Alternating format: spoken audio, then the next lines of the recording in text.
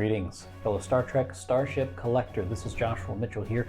Our third episode with Fanhome, the U.S.S. Farragut from Season 1, Episode 10 of Strange New Worlds, A Quality of Mercy. A cool alternate reality take on Balance of Terror. So today we're going to take a look at that. We've also got our first free gift with the slipcase, so we'll take a look at that as well. But why don't we get to our unboxing and see what's inside.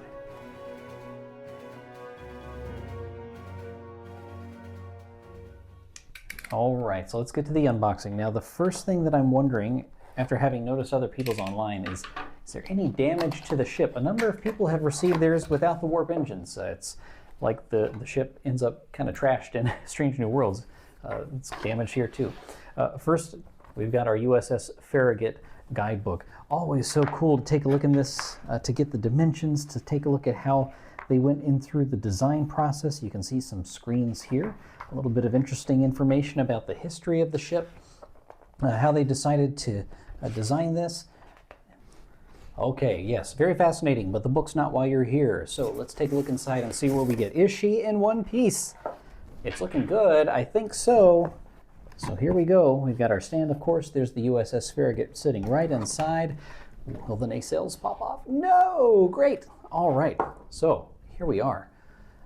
It's got some nice heft, just like any of these die-cast models. Of course, it's primarily all saucer, and that's where the die-cast metal is. Nice, you can see the engines attached. Of course, the deflector dish seems like it too is very fragile. You want to be careful with that. But why don't we go ahead and dive in and take a close-up look at it as it compares to some of the other models that we've seen from Fanhome and from U.S.S.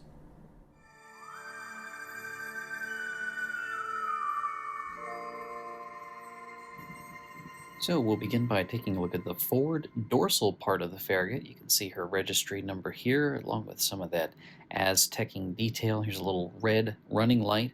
It's hard to see, but I thought I'd pull it up on a close-up. Got our phasers here, and then of course the bridge module. You'll note yet again the windows don't match. Of course, there's the green running light over here on this side. Also hard to see, but it was a small detail that's there. More Aztecing as we run down the back. The secondary hull is very small and on the underside, but here's a look at the warp engines, and you can see the impulse engines too as well on the back. And now as we look at the forward ventral side, we again see the windows not quite matching up. We have the registry that runs on both sides of the saucer underneath, and here's the deflector dish with the little arm that kind of keeps it attached. There's some design information on why that decision was made if you look in the book. Secondary hull, very tiny, and more detail Aztecing as you go down the grill there at the end of the warp engines. And we'll take another look from a different angle here so you can kind of see it a little better. And then again, going back along the ventral side of the ship, we see secondary hull, some details. It's very crisp and clean, not a whole lot to see here. Again, probably because of just the ship, the air that it's from. And now one more shot here as we're taking a look at her from the port side. You can see the deflector, the way it sticks out. Again, nice detail registry running along the warp nacelle there. A clean, simple ship, very classic, looks like it comes from that era of Star Trek. I do find it funny that here on the very front of the saucer, on the ventral side, these three dots, these three blue dots, they match up perfectly. So why does the paint match perfectly here and they can't get it in the windows?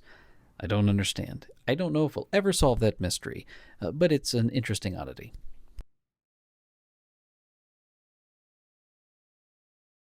So this month we get our first free gift from Fanhome. This is the slipcase made of heavy cardboard. Each tab has got a number on the bottom, 4 tabs, 1 through 3. Use the directions to fold it appropriately, and boom, you've got yourself a nice little case. Doesn't look exactly like what they advertise, but here you can see me just putting it together. It took me a couple of attempts. This is the attempt where I finally succeeded. Just kind of fold things in the bottom, and once you've got it together, voila, it stands up pretty nice, and you can put all your little books in there for display or quick access.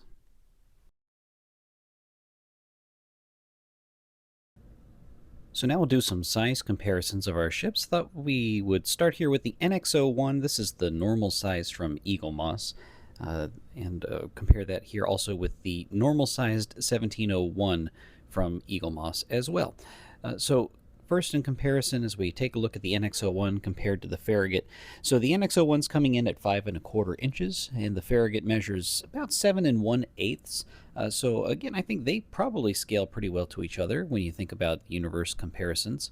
It's a little different though when looking at the regular 1701 from Eagle Moss. So if you have the XL version of the 1701, it'll definitely be more of a almost one-to-one sort of scale with each other. Doesn't look bad though here with the regular. I do wish I had the XL though. But here you're going to see the Enterprise coming in at 8¼ inches. Again, the Farragut at 7 1/8 inches. I thought for our next size comparison, we'd take a look at the first Fanhome model that came out, the Titan A. So here they are side by side. Titan is coming in at 8 5/8 inches with the Farragut still at 7 1/8 inches. It didn't change size in the time that I changed my shots. And then here comparing the Farragut to the XL U.S.S. Voyager. So Voyager is coming in at 10.5 inches. So you can see definitely a sizable difference here. Again, I'm looking forward to getting the Enterprise F next month and starting to use that as a nice comparison. So there we go. So there we have it, our third episode with Fanhome, the U.S.S. Farragut. Solid in the hand because it's all saucer and that's where the die-cast metal is. But again, man, the warp engines, they feel kind of flimsy, easily flexing. Be careful with the deflector dish too. You can see how that could very easily also snap off and not necessarily be as easy to repair as the warp nacelles. So store carefully, play carefully, if you're like me and like to zoom the thing around. The same issues that we always see. Mismatching on the window details, that happens, of course, we've come to expect it. But because it's representing the era of Star Trek that it is, back in that Pike-Kirk time frame, the detail level is just not there, especially in comparison to the Titan or to the Stargazer. So very simple, very clean, probably my least favorite so far of the collection, if I'm being honest, but it does look nice next to the Strange New Worlds Enterprise. So I look forward to keeping it as part of my collection there, as they do scale very well. So, all right, well, that's been it. The U.S.S. Farragut from Strange New Worlds, Season 1, Episode 10. Now, come on back next month, because we're going to have a look at Fanhome's first XL starship, the U.S.S. Enterprise NCC-1647F. So we'll come back and take a look, some more comparisons, close-up shots, and details. Until then, I'm Joshua Mitchell. Live long and prosper.